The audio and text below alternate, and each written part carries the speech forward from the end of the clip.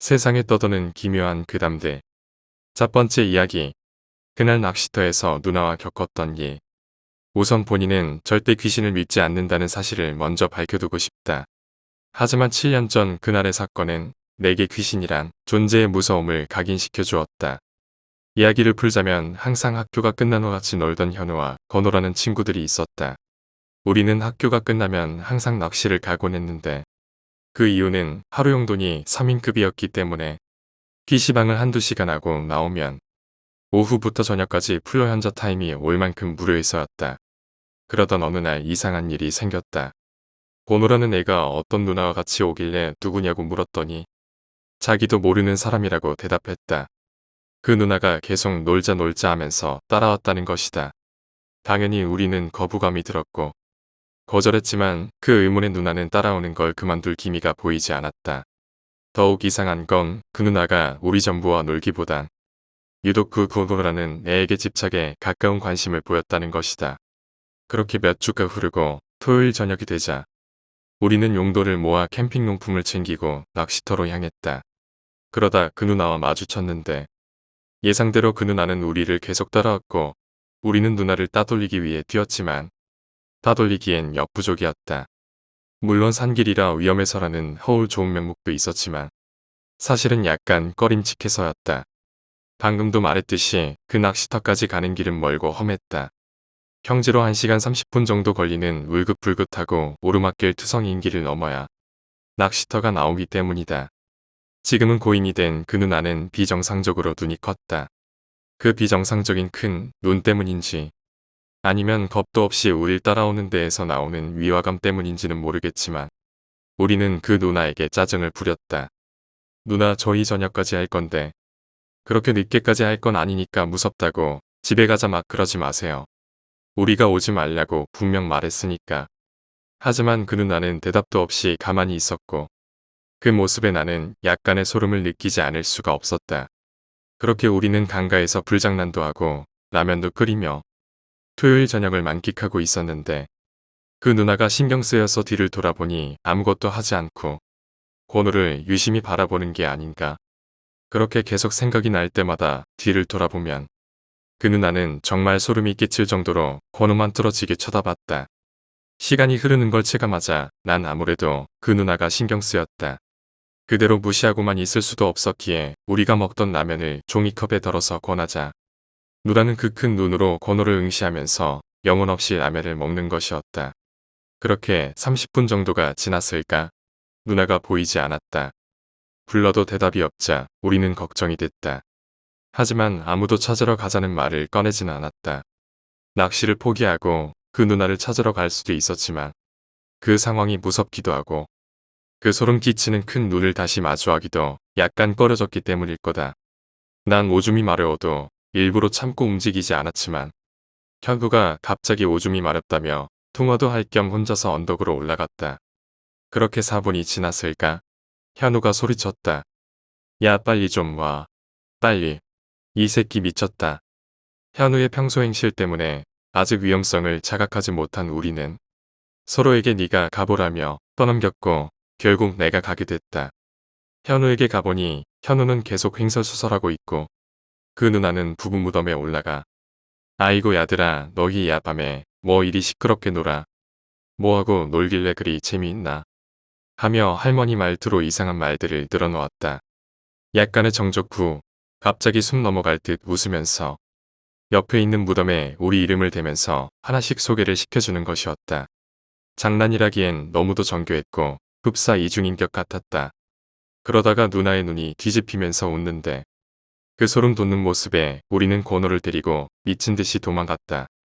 누나를 데려올 생각은 하지도 못한 채 1시간 30분을 쉬지도 않고 내달려서 마을에 도착했다. 그때의 기분은 마치 지옥에서 천국을 영접한 기분이었달까. 그렇게 마을에 도착하고 나서야 그제야 누나가 생각이 났다. 전화를 하려 했지만 모두 폰에 배터리가 없어서 근처의 단골 PC방에 들어갔다. PC방에 들어간 우리는 아르바이트생 형에게 자초지종을 말하려 했지만 너무나 당황했던 우리는 저마다 횡설수설하였기에 알바 형이 한 명만 말하라고 했고 그제야 현우가 제대로 상황을 설명했다. 난 한숨을 돌리며 물 한 잔을 머금고 피방을 쓱 둘러보는데 생각하지도 못한 일이 일어났다. PC방에서 제일 구석진 곳에서 세 번째 자리. 그곳에서 그 커다랗고 소름 끼치는 눈하고 눈이 마주쳤다. 여기 있을 리가 없는, 아니 있어서는 안 될 누나가 여기에서 컴퓨터를 하고 있었던 것이다. 난 내가 잘못 본 줄 알았다. 아니 잘못 봤길 바랐다. 왜냐고? 이곳에서 낚시터까지 거리는 도보로 1시간 30분 이상이 걸리는 거리이고 차도 다니지 않는 길일 뿐더러 그 누나가 설사차를 발견해 얻어 탔다는 것도 말이 안 된다. 심장박동이 귓가에 들릴 정도로 달렸던 그 길에서 우리 앞으로 지나간 차량은 하나도 없었으니까 나는 이 말을 친구들에게 전해줄 생각조차 하지 못한 채 어버버거렸다. 그 순간 알바형이 물어봤다. 니들이 말하는 그 여자 말이야 쟤 아니냐? 이 소름 끼치는 말에 권호와 현우의 시선은 알바형의 손가락 끝을 향했고 그렇게 그 누나가 여기에 있다는 말도 안 되는 상황과 조화한 우리는 도망치지도 소리를 지르지도 않고 아무것도 하지 못했다. 그러다가 현우가 혼자서 그 누나에게 뚜벅뚜벅 걸어갔다. 그 후 무슨 이야기를 하더니 갑자기 소리를 쳤다. 거짓말하지 말라고 시발년아. 상황은 이랬다. 현우라는 애는 그 누나에게 어떻게 우리보다 빨리 왔냐고 물어봤다. 그 누나의 입에서 너희 갓길래 길 가다가 차가 있어서 얻어 탔어라는 말만 나왔어도 그날의 일은 하나의 해프닝으로 술자리에서 서로 웃으면서 주고받을 수 있는 일이 될 터였다. 하지만 그런 현우의 기대감을 산산조각 내버렸던 누나의 대답은 그런 적 없는 데였다. 두 번째 이야기, 28개의 금기. 무서운 이야기를 하면 반드시 어깨를 털어라. 그 귀신이 자기 이야기하는 것을 듣고 몸에 붙어 해를 입힐 수도 있다. 갑자기 필요 없는 어떤 물건이 심하게 가지고 싶다면 집에 급히 돌아와라. 그 물건에 붙은 귀신이 사람의 정신을 부르는 것이다. 3. 모르는 번호로 전화가 와서 아무 말 없다면 대답 없이 빨리 끊자. 알 수 없는 존재가 자신의 목소리를 따라 집안에 들어올 수도 있다. 4. 스산한 느낌이 들면 주변을 밝게 해라. 늘 주변이 어둡고 혼잡는 사람은 자기도 모르게 빙이 되어 있는 경우가 있다. 기가 센 사람은 귀신이 자기 몸에 들어와도 빙이 된 것을 모른다. 5. 입에 들어간 느낌 없이 갑자기 입에 잘린 머리카락이 들어가 있다면 조심해라. 그리고 잠깐 생각해본다. 며칠 전에 상갓집이나 장례식에 다녀온 적은 없는지 6 같은 책상 자리에 1시간 이상 앉아있지 않는다. 해로운 존재가 다가와 오래 머물 수 있는 사람의 몸을 찾으니까. 7. TV를 보다가 새벽에 공중파 TV에 국가가 끝난 후 나오는 이 신호음을 오래 듣지 마라. 갑자기 귀가 멍하다면 누군가 자신의 몸 안에서 양쪽 귀를 막고 있는 것이다. 8. 이유 없이 심장이 빨리 뛰거나 숨이 안 쉬어진다면 그 자리를 피해라. 무언가가 숨통을 죄고 있는 것이다. 9. 편두통이 이상할 정도로 심하면 힘끈으로 머리를 꽉 묶어라. 갑자기 머리가 편안해진다면 이유를 알 수 있을 것이다. 10. 잠에서 깼을 때 자신이 무언가 하고 있는 것을 발견한다면 잠자는 장소를 옮겨서 TV에서 하는 재미있는 프로를 틀어놔라. 귀신이 심심해서 밤마다 사람 몸을 잡고 장난을 치는 것일 수도 있다. 11. 꿈속에 귀신이 나타난다면 잠이 깨기 전 귀신이 오라는 것을 주어라. 그러면 평소 일어나던 이상현상이 없어지는 경우도 있다. 12. 잘 때만큼은 덥고 습한 공간을 만들지 마라. 더워서 뒤척인다고 생각됐던 것이 사실은 귀신이 활동하기엔 최적의 장소여서 귀신이 누군가와 놀기 위해 사람을 건드려 깨우는 것일 수도 있다. 13. 가위를 눌리는 상황의 정면을 보았을 때 몸은 움직이지 않고 아무것도 없다면 재빨리 몸의 경직을 풀어라. 눈을 감으면 가위를 눌리는 것은 꿈이지만 눈을 뜨고 눌리는 가위는 꿈이 아니다. 14. 커튼을 쓸모없이 길게 내리지 마라. 그 아래서 귀신이 당신을 지켜볼지도 모른다. 15. 전신 거울을 돌려놓지 않는다. 거울을 보지 않는 순간에 그 안에서 아까 입력되었던 내 영혼이 무슨 일을 당하고 있을지 모르니까. 16. 알 수 없는 그림자가 옆으로 지나간다면 그것은 아직 정신이 붙어있는 영혼이다. 그 그림자를 가까이 하지 마라. 다시 살아날 수도 있는 사람이다. 넋이 살아서 몸에 씌일 수도 있다. 17. 버려지거나 오래된 달마도는 집에 걸어놓지 않는다. 행운이 떨어져서 역으로 불행을 가져올 수 있다. 18. 피가 날 정도로 배인 상처가 생기면 받아놓은 물과 가까이 하지 마라. 향은 물과 만나면 멀리 퍼지는 습성이 있어서 피를 원하는 귀신이 어디선가 찾아온다. 그래서 상처가 빨리 아물지 않는 경우도 있다. 19. 일부러 어두운 곳을 찾지 않는다. 폐가, 흉가 등등. 귀신이 일부러 찾아온 것을 알면 짓궂은 장난을 한다. 20. 잘 때 이불을 머리끝까지 덮지 않는다. 저승사자가 죽은 사람인 줄 알고 데려간다. 20일 화장실에 오래 앉아 있지 않는다. 귀신이 머리카락을 다 세면 죽는다.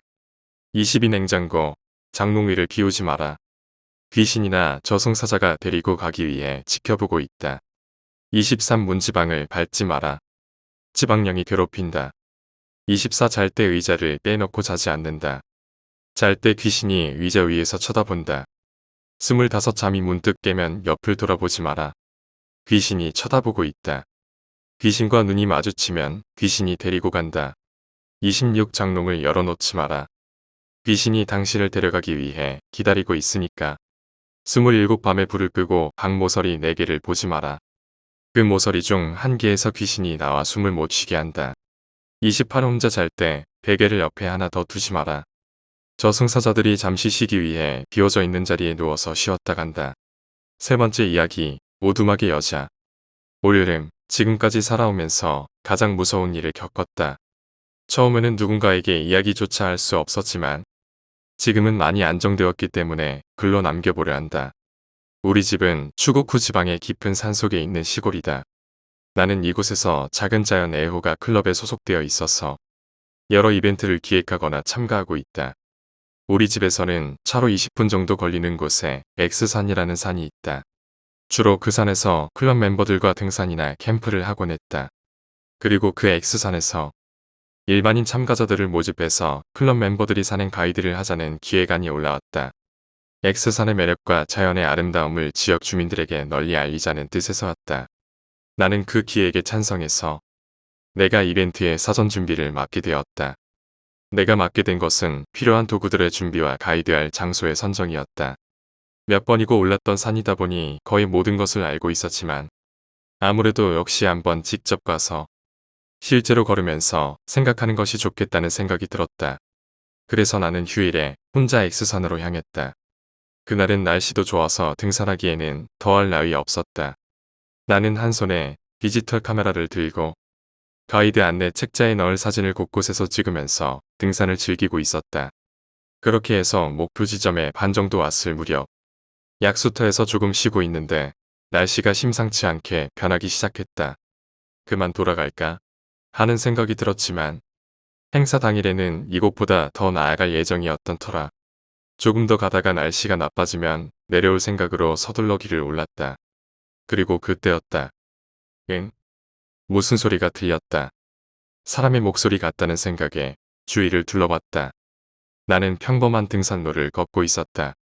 딱히 다른 등산객을 만나도 이상할 것은 없겠지만 주변에는 아무도 없었다. 바람 소리가 목소리처럼 들렸던가 싶어서 나는 다시 발걸음을 움직이기 시작했다. 그런데 그 소리가 또 들렸다. 들려온 쪽은 등산로에서 벗어난 저 너머였다. 남자인지 여자인지는 알 수 없지만 가냘프고 약한 느낌의 소리였다. 누구 있어요? 어쩌면 부상이라도 당한 등산객이 있는 게 아닐까 싶어 나는 소리쳤다. 하지만 아무 대답도 없다. 조금 주저하다가 나는 소리가 들려온 쪽으로 가보기로 했다. 그냥 바람 소리라면 다행이겠지만 만약 도움을 구하는 사람이 있다면 그냥 지나칠 수는 없는 일이었다. 누구 계십니까? 그게 소리를 치며 앞으로 나아갔다. 풀숲이 크게 우거져 있다 보니 몸집이 작은 사람이라면 그냥 가르칠 수준이었고 만약 사람이 쓰러져 있다면 찾으려야 찾을 도리가 없어 보였다. 나는 풀숲을 밀어 헤치며 주의 깊게 주변을 확인해 나갔다. 그리고 그러던 도중 나는 갑자기 넓게 트인 장소에 도착했다. 거기는 X산에 어릴 적부터 오르던 나조차도 처음 보는 곳이었다. 그토록 무성하게 우거져 있던 풀숲이 갑자기 사라지고 축축한 지면에 나무가 같은 간격으로 뚝뚝 떨어져 있었다. 나무에는 제한 표실 같은 것이 붙어 있었다. 그리고 그 나무들이 둘러싸고 있는 곳 가운데에는 낡은 오두막집이 하나 있었다. 마치 어느 집에나 있을 법한 헛간 같은 모습의 오두막이었다. 나는 한동안 멍하니 서 있었지만 다시 그 소리가 들려오기 시작했다. 분명히 오두막에서 사람의 목소리가 들려오고 있었다. 확인해야 한다는 생각이 들었지만 동시에 왠지 기분 나쁜 느낌도 들었다. 우선 이 오두막은 대체 뭘까? 지금까지 몇 번이고 이 산에 올랐었지만 이런 곳이 있다는 것은 들은 적도 없었다. 주변의 나무들로 인해 빛이 차단되어 어슴푸레해져 기분마저 나빠지고 있었다. 그런데도 확실히 사람의 목소리는 들려오고 있었다. 사람이 있다면 어쨌거나 확인해야만 한다. 그렇지만 도저히 큰 소리를 지를 기운이 나질 않았다. 나는 숨을 죽이고 발소리가 나오지 않게 조용히 오두막으로 다가갔다. 그렇지만 오두막 앞까지 와서 나는 후회했다. 오두막 문에는 너덜너덜한 부적이 빽빽하게 붙어 있던 것이다. 원래는 희었을 그 부적은 완전히 갈색으로 변해 있어서 멀리서 봤을 때는 문과 분간이 안 됐던 것이다. 문에는 작은 자물쇠가 걸려 있었다. 하지만 오래되어 녹이 쓴 탓인지 완전히 부서져서 고리만 걸려 있는 상태였다. 그 탓에 문이 조금 열려서 틈새가 보이고 있었다. 여 소리가 안에서 들려왔다. 이때 솔직히 나는 울 것 같이 무서웠다. 아무리 생각해도 너무 무서워서 도망치고 싶은 마음뿐이었다. 하지만 마음 한구석에서는 유령이나 괴물 따위 있을 리 없다는 생각도 하고 있었다. 노숙자일지도 모르지만 산에서 헤매던 등산객이 다쳐서 이 오두막에 들어갔을지도 모르겠다는데 생각이 미쳤던 것이다. 잠시 고민한 끝에 나는 확인하기 위해 문에 손을 댔다. 살짝 밀자 끽끽거리는 소리를 내며 먼지 투성이인 문이 열렸다. 안에는 사람이 있었다. 나에게 등을 보이며 방 가운데 서 있다. 여자다. 너무 낡아서 흰 헝겊 같아 보였지만 기모노를 입고 있었다. 머리는 허리 근처까지 내려온 부스스한 장발이었다. 묘하게 검은 머리 사이사이에 흰머리가 섞여 있었다. 찢어진 옷 틈새로 보이는 손과 발은 무서우리만큼 여위어 있었다.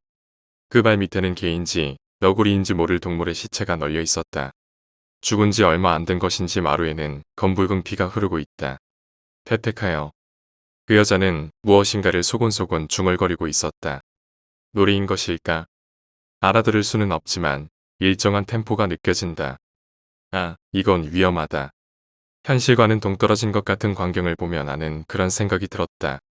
왠지 봐서는 안 될 것을 봐 버린 것 같다. 가까이 하면 위험하다 도망치자. 내가 한 걸음 뒤로 물러서자. 여자는 기우뚱 흔들리더니 얼굴을 좌우로 흔들기 시작했다. 흔들흔들. 진폭이 점점 커지며 긴 머리카락이 이리저리 흩날린다. 테티샤이카요. 무슨 말을 하고 있는지 도저히 알아들을 수 없었다. 나는 도망쳤다. 온 힘을 다해 왔던 길을 따라 달렸다. 묘하게 얼굴은 무표정한 상태였다. 모든 감정이 얼어붙은 것처럼 아무 생각 없이 도망칠 뿐이었다. 무엇이라도 하나 생각하면 그 순간 입에서 터져나오는 비명과 정신의 공황 상태를 막을 수 없을 것 같았다. 어쩌면 본능이었는지도 모른다.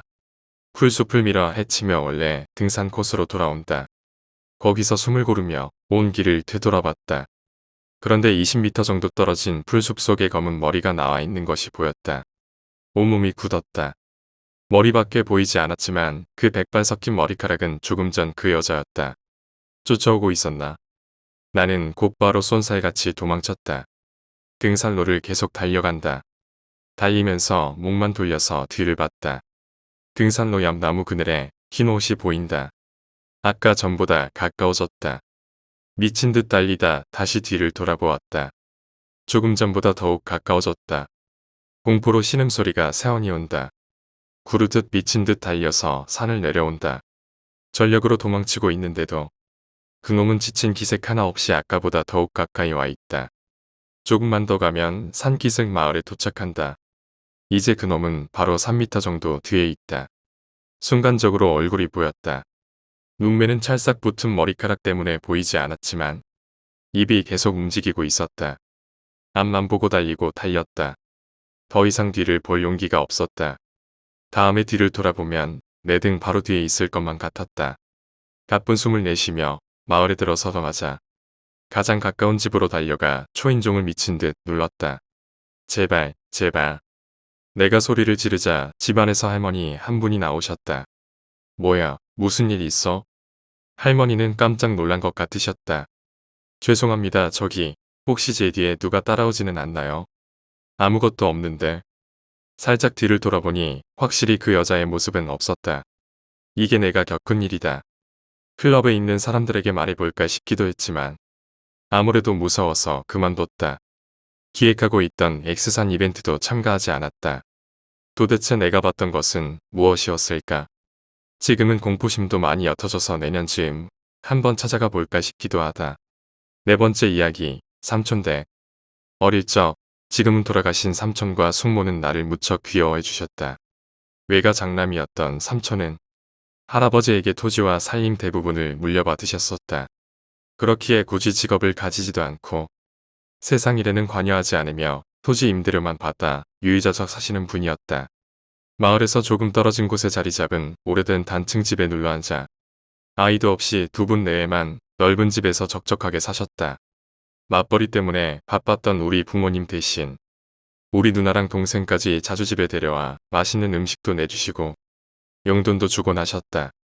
그렇게라도 부모가 된 기분을 느끼고 싶었던 것 같다고 삼촌과는 나이 차이도 많이 나고 사이도 소원했던 어머니는 말했다. 고등학교에 들어가 동아리 때문에 바빠질 무렵까지 나는 토요일 낮이면 삼촌 댁에 놀러가 과자도 얻어먹고 용돈도 타내곤 했었다. 하지만 고등학교에 들어가고 나니 동아리도 있겠다. 보충학습 때문에 바빠서 삼촌 댁에 갈 일도 적어졌다. 그러다 고등학교 2학년 봄 숙모가 돌아가셨다. 갑작스러운 뇌일혈이었다. 병원에 도착하기 전 이미 숨을 거뒀다고 어머니에게 전해 들었다. 고등학교에 들어온 후 삼촌 댁에 찾아가는 건 설날과 추석 때 정도뿐이었던 터였다. 숙모 장례식 때문에 오래간만에 찾은 삼촌네 댁은 완전히 황폐해져 있었다. 나는 놀랄 수밖에 없었다. 미닫이 문은 너덜너덜하고 집안 전체가 퇴색된 느낌이었다. 딸랫감은 한데 쌓여 있을 뿐이었다. 할아버지 때부터 집안일을 돕던 가정부가 있었을 터인데 모습도 안 보인다. 물어보니 숙모가 세상을 떠나기 얼마 전 나이가 많아 일을 그만뒀다 한다. 삼촌, 괜찮으십니까? 숙모가 돌아가신 일도 있고 생활 전반이 괜찮은지 여쭤보고 싶었다. 하지만 삼촌은 별 생각도 않는 듯 공허한 표정으로 아하고 대답하실 뿐이었다. 단 한 사람이 있던 가족을 잃은 삼촌의 낙담한 모습엔 보는 이마저 애가 끊어질 정도였다. 아버지는 가정부를 백방으로 구했지만 모두 오래지 않아 일을 그만두고 떠나갔다. 최근에야 그 이유를 들었다. 중림 안에 있는 낡은 단칸집에 아무래도 사람이 아닌 무언가가 있는 것 같아요. 어느 가정부가 그렇게 말했다던가. 얼마간의 시간이 흘러나는 도쿄에 있는 미대에 진학하게 되었다. 고향을 떠나기 전 삼촌에게 인사를 하고 오라는 부모님의 말에 나는 고향을 떠나기 며칠 전 삼촌 댁으로 향했다. 오래간만에 찾은 삼촌 댁은 숙모가 돌아갔을 무렵 황폐해질 대로 황폐해졌던 모습은 온데간데 없고 깔끔해져 있었다. 나는 새 가정부가 일을 잘하나 보다 싶어 삼촌에게 물었다. 건강해 보이시네요. 새로 오신 가정부는 좋은 분인가 봐요. 삼촌은 읽던 책에서 눈도 떼지 않고 대답했다. 아, 미타 씨는 무척 좋은 사람이었지만 가을 되기 전에 그만뒀다. 집안은 먼지 한 톨 없이 깨끗했다. 딸릴감도 없다.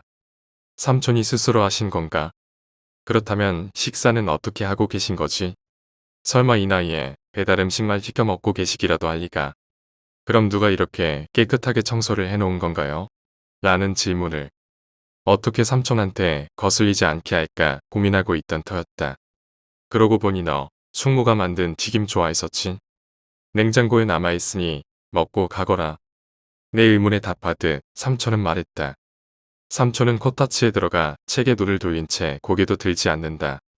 표정으로 진이를 살필 수조차 없었다. 숙모가 만든 튀김이요. 그게 있어요.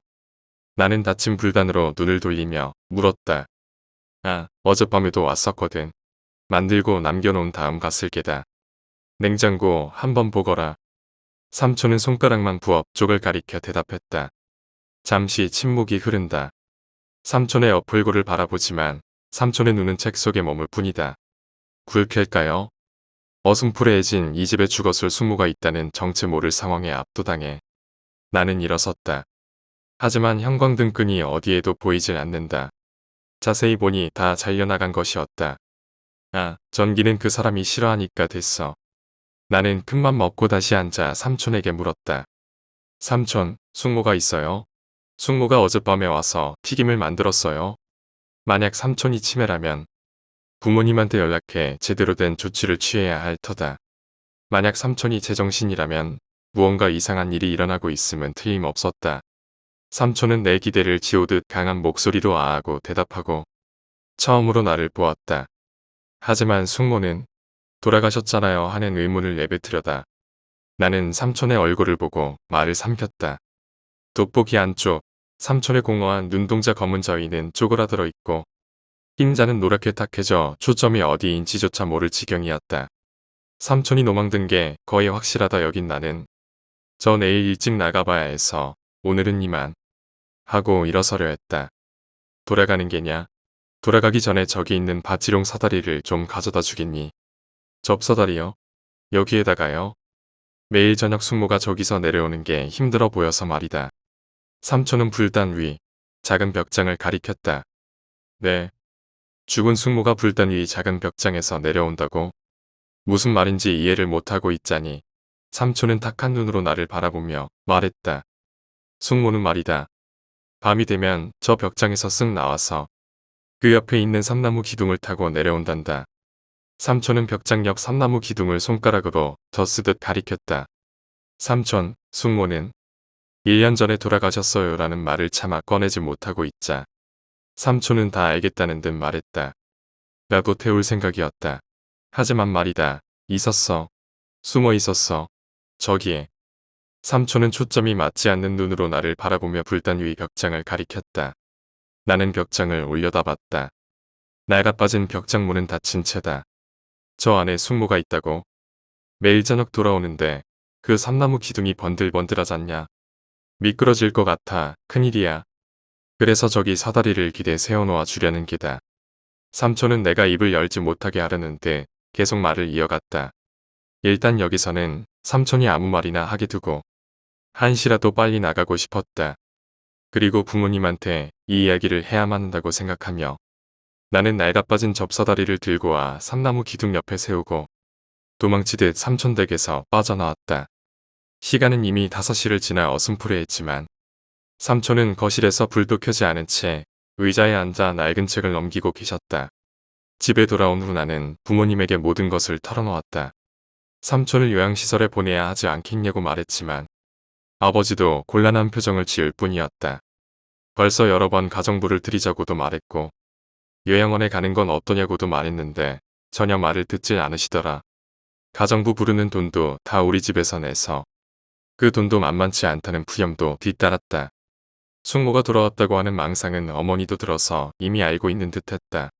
결국 어머니가 종종 찾아가 상태를 보고 오겠다는 정도로 그 이야기는 마무리됐다. 그리고 또 몇 년이 흘러 어느 봄 삼촌이 돌아가셨다. 의자에 앉아 조용히 숨을 거두신 걸 우츠부가 발견했다고 한다. 그날 연락을 받고 오후에 삼촌 댁에 달려가니 이미 삼촌은 편한 얼굴로 관에 들어가 불단 옆에 누워 계셨다. 불단 옆 삼나무 기둥에는 몇 년 전 내가 세워뒀던 접사다리가 그대로 서 있었다. 지금이라면 불단 위 벽장 안을 들여다볼 수 있겠구나. 문득 호기심이 들끓어나는 접사다리에 다가갔다. 먼지가 가득 쌓인 접사다리에는 확실히 누군가 내려온 발 모양이 수도 없이 남겨져 있었다. 5번째 이야기, 흑인형 괴담. 선배에게 들은 이야기이다. 내가 가입한 동아리는 옛날부터 동굴 탐험을 하고 있었다. 이 와트 안에는 동굴이 잔뜩 있는 데다. 당시만 해도 지금처럼 관광지로 개발된 곳이 없었고 동굴 내부의 정보도 부족해 취미로 동굴 탐험과 측량을 하는 사람이 많았다고 한다. 그런 탓에 그해 겨울 역시 평소처럼 동굴 측량을 하기로 해서 꽤 넓은 동굴을 찾아가게 되었다. 참가자들은 각자 다른 동굴에 들어갔고 선배는 친구들과 함께 조사를 하고 있었다고 한다. 측량이 이미 끝난 곳도 있었고 측량이라는 것이 생각보다 귀찮은 것이다 보니 선배와 친구들은 측량은 안 하고 마음대로 동굴 안에서 놀고 있었다고 한다. 결국 마지막에는 합류하는 곳만 정해놓고 각자 가고 싶은 곳으로 들어가 박쥐를 찾는다거나 기념 촬영을 하고 있었다고 한다. 그런데 친구 중 한 명이 무언가에 홀린 것처럼 아래쪽으로 뚫린 구멍으로 기어들어가기 시작했다. 그곳은 이미 측량이 끝난 곳이었고 끝이 막힌 막다른 곳이라는 것을 알고 있었기에 다들 곧 나올 거라고 생각하고 기다렸다. 하지만 몇 분이 지나도록 그는 나오지 않았다. 너무 시간이 걸려 다들 이상하게 생각할 무렵 겨우 들어왔던 친구가 밖으로 기어 나왔다. 거기서 몸을 돌릴 공간이 있었나 싶어 이상하게 생각한 선배가 어떻게 된 것이냐고 물었다. 그러자 친구는 몹시 몸을 떨면서 불안하게 입을 열었다. 그러니까 구멍의 안쪽에 팔 두 개가 간신히 들어갈 정도의 작은 구멍이 있었어. 구멍 밑에 흙은 쉽게 파여서 금방 파니까 들어갈 수 있더라고. 안에는 다담이 3개 정도의 공간이 있었어. 선배는 그제야 어떻게 친구가 몸을 돌려서 나왔는지 납득할 수 있었다. 하지만 친구는 여전히 몸을 떨면서 이야기를 이어갔다. 그런데 거기서 플래시를 켰더니 흑인형이 길게 누워 있었어. 선배는 친구가 흑인형 모양의 종이 속이라도 본 것인가 싶었지만 친구는 계속 말했다. 그 흑인형 어째서인지 안경을 쓰고 있어. 누가 그런 장난을 한 걸까? 그 이야기를 듣자 모두들 아, 시체구나라는 생각이 들었다. 선배와 친구들은 바로 동굴에서 나와서 경찰에 신고했다. 나중에 시체의 신원을 들은 바에 따르면 몇 년 전 갑자기 행방불명됐던 근처 마을의 고등학생이었다고 한다. 이미 죽은 지 너무 오랜 시간이 지나 사인조차 알 수 없었다. 아무래도 그 고등학생은 양초 한 자루만을 가지고 동굴 안으로 들어갔던 것 같다. 아마 탐험이었을 것이다. 자살이 아니라는 것은 시체 옆에 있던 다 타버린 양초와 과자 봉지로 알 수 있었다. 시체는 동굴에 폐쇄된 공기와 습기 찬 환경 때문에 썩지 않았고 장기간에 걸쳐 위에서 떨어지는 더러운 물에 온몸이 덮인 것 같았다. 다만 어째서 안경만은 진흙에 덮이지 않았던 것인지는 알 수 없다. 이 이야기가 특히 무서웠던 것은 죽은 소년이 동굴에서 살아있는 동안 느꼈을 공포 때문이었다. 눈을 뜨고 있는지 감고 있는지조차 알 수 없는 어두움. 보통 사람이라면 그런 암흑 속에서는 10분 안에 평형 감각을 잃기 마련이다. 죽은 소년은 어두운 동굴 속에서 성냥이 물에 젖어 양초에 불조차 붙이지 못하고 아마 30분 정도 지나고서는 정신을 유지하는 것조차 힘들었을 것이다. 동굴에 들어온 것을 후회하며 누군가 구조하러 오지 않을까 헛된 희망을 품었을 것이다. 눈이 보이지 않는 와중손으로 모든 곳을 더듬으며 어떻게든 빠져나가려 했을 것이다. 며칠이나 버텼을까? 자신과 자신이 아닌 것에 경계조차 모호해져 갔을 것이다. 벽에 등을 기대고 안경 너머로 보이지도 않는 입구를 응시하며 죽어간다는 것마저 알아차리지 못한 채 서서히 죽어갔으리라. 이 이야기는 내가 들었던 그 어떤 죽음보다도 비참하고 무서운 것이었다. 6번째 이야기, 이상한 식재료. 얼마 전 친구 A와 통화하던 도중 그 녀석이 어떻게 생각해? 라며 말했던 이야기입니다. 믿기 힘들었지만 솔직히 조금 무서웠습니다. A의 집 근처에는 강이 있고 그 위에는 기차가 지나다니는 철교가 있습니다. 그 철교 아래에는 노숙자들이 잔뜩 푸른 비닐 텐트를 널어놓고 살아서 동네에서 꽤 유명한 곳이라고 합니다. 노숙자들은 주로 빈 깡통 같은 고물을 모아다 팔아서 생계를 유지하고 있다고 합니다. 그런데 어느 날 A가 회식이 끝난 뒤 돌아가는 길이었습니다. 그런데 우연히 두 사람의 노숙자가 배풍수집에 세력권을 놓고 말다툼하는 광경을 목격하게 되었다고 합니다. 딱히 엿들으려는 것이 아니라 지나가는 사이 시끄럽게 소리를 쳐서 듣게 된 것인데 둘 중 한 사람이 이상한 말을 했습니다. 절규 밑에서 하는 짓을 들켜도 괜찮아. 나도 너도 그렇게 되면 끝장이다. 그리고 소리를 지른 남자는 경로에서 상대방에게 달려들었다고 합니다. 얼굴에 강하게 펀치가 들어가 맞은 사람은 넘어졌고 당황한 A는 달려가 싸움을 겨우 말렸다고 합니다. 때린 사람은 욕을 내뱉으며 어딘가로 가버렸지만 얻어맞은 남자는 거기서 웅크리고 앉아 있을 뿐이었습니다. A는 손수건을 강물에 적셔 남자의 얼굴에 대주고 근처 공원의 벤치로 데리고 갔습니다. 그 사이 잠시 이야기를 나누었는데 문득 A가 조금 전에 철교 밑에서 하는 일을 들킨다고 그 사람이 말했잖아요. 저 그 철교 옆에 살거든요. 라고 말하자 갑자기 남자의 얼굴이 굳으며 이렇게 말했다고 합니다. 그런 건 묻지 않는 편이 좋아. 변변치 않은 이야기야. 하지만 그런 말을 들을수록 궁금해지는 것은 인지상정입니다. A가 끈질기게 캐묻자 남자는 주머니에서 몇 장의 종이 조각을 꺼내며 말했습니다. 그것을 말하면 나는 그놈들한테 잡혀서 경을 칠 거야. 그러니까 아무에게도 말할 수 없어. 그 대신 이것을 보고 스스로 생각해 보라고. 하지만 이걸 가지고 있는 걸 그놈들에게 들키면 그것도 위험해. 아마 너같이 착실하게 사는 사람이 그런 놈들과 엮일 일은 없겠지만 비밀로 해주라고. 그것은 모두 광고지 뒤에 손으로 글씨를 쓴 것이었습니다. 하나는 냄비 요리 파티권이라고 쓰여 있고 200엔의 가격이 매겨져 있었습니다. 아무래도 200엔을 내면 이 티켓으로 냄비 요리를 사 먹을 수 있는 듯 했습니다. 날짜는 3일 정도 전이었습니다. 다른 몇 장은 복권이었습니다. 1회차는 빠져 있었지만 맨 위에 제2회, 제3회라고 써져 있어서 복권인 것은 확실하지만 이상하게 X표가 있었습니다. 이 복권은 도대체 뭘까 싶어서 들여다보던 A는 이상한 것을 눈치챘습니다. 전체 참가자 수는 증감이 있었지만 X표가 쳐져 있던 사람은 다음번에는 무조건 명단에서 이름이 사라져 있었던 것입니다. A가 한동안 멍하니 그 복권을 보고 있자 남자는 이제 됐지? 라고 말한 뒤 억지로 종이를 빼앗은 후 인사도 하지 않고 떠나갔다고 합니다. 집에 돌아와서도 그 종이들의 의미를 생각하던 A는 기분이 나빠져서 나에게 전화를 했던 것입니다. 왠지 그 X표의 의미를 알 수 있을 것 같았기 때문이었습니다. 안 그래도 벌이가 시원치 않은 고물 수집인데 이렇게 노숙자가 늘어나서는 경쟁도 치열할 수밖에 없습니다. 배조차 채우기 힘들겠지요. A는 이렇게 말했습니다. 고물의 양은 한정되어 있어. 그럴 때 한 사람이 모으는 고물의 양을 줄이지 않고 적절하게 나누려면 어떻게 해야 한다고 생각해? 고물을 나눠 가지는 사람의 수를 줄이는 것밖에는 없겠지. 그래서 난 사람이 줄어들 때마다 절규 밑에서 냄비 요리 파티가 개최되는 거라고 생각해. 그럼 도대체 식재료는 뭘까?